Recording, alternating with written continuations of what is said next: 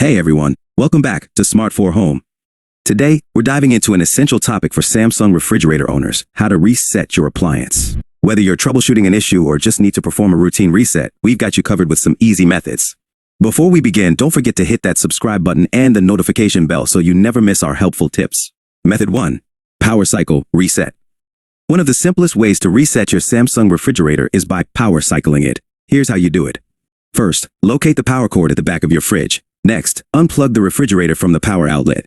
Leave it unplugged for at least 30 seconds to ensure all capacitors discharge. After 30 seconds, plug the refrigerator back in.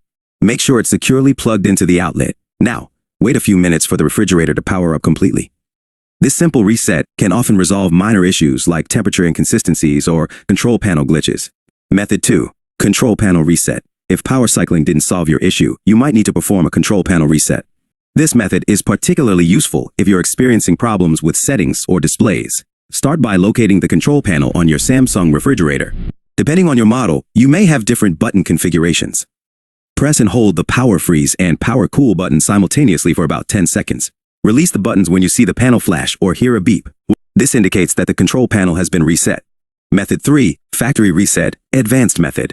For more stubborn issues or if previous methods haven't worked, you may consider performing a factory reset.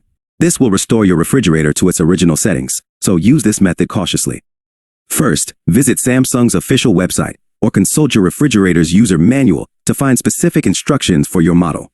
Follow the detailed steps provided by Samsung to initiate a factory reset. This typically involves pressing certain buttons in a specific sequence or using a combination of buttons and settings. Remember, a factory reset will erase any customized settings, so it's advisable to back up important configurations if possible. Conclusion, and there you have it, 3 easy methods to reset your Samsung refrigerator.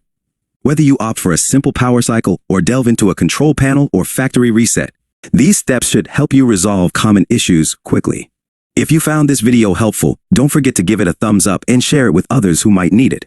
Stay tuned for more useful tips and tricks. Thanks for watching.